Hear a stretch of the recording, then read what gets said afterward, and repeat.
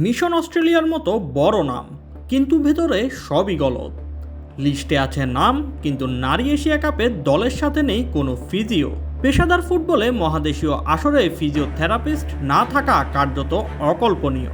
অথচ প্রথমবারের মতো ঐতিহাসিক এএফসি নারী এশিয়ান কাপে অংশ নিতে গিয়ে এমন বাস্তবতার মুখোমুখি হয়েছে বাংলাদেশ নারী ফুটবল দল। বাফুফে সোশ্যাল মিডিয়ায় নজর কাড়ার ডিজাইনে ঘোষণা করে এশিয়া কাপগামী দলের খেলোয়াড় ও স্টাফদের নাম।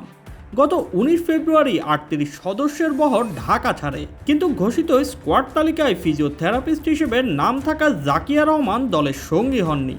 বিভিন্ন সূত্রে জানা যায়, অ্যাপেন্ডিসাইটিস অস্ত্রোপচারের পর জটিলতার কারণে শেষ মুহূর্তে তিনি সফরে যেতে পারেননি।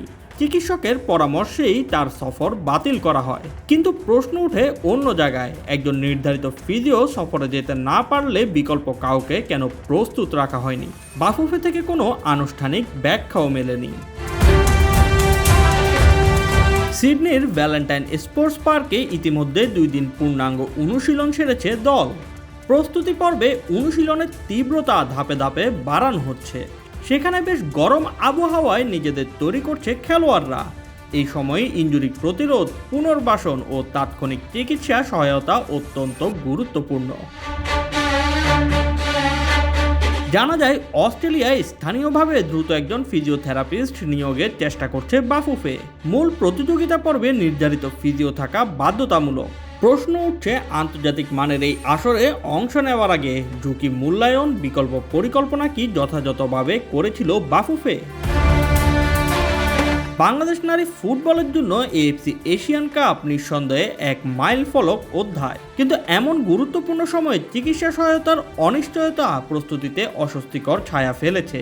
আন্তর্জাতিক টুর্নামেন্টে ফিজিওথেরাপিস্টের ভূমিকা কেবল চোট সারানো নয়, বরং প্রতিটি সেশনের আগে ও পরে খেলোয়াড়দের অবস্থা পর্যবেক্ষণ, স্ট্রেচিং পরিকল্পনা, আইসিং, ট্যাপিং এবং রিকভারি প্রোটোকল নিশ্চিত করা। এমন পরিস্থিতিতে কার্যকর সিদ্ধান্ত নিতে ব্যর্থ তাবিতা ওয়াল, ফাহাদ করিম, মাহফুজা আক্তার, কিরণরা। Shoaib Shams, BD sports time.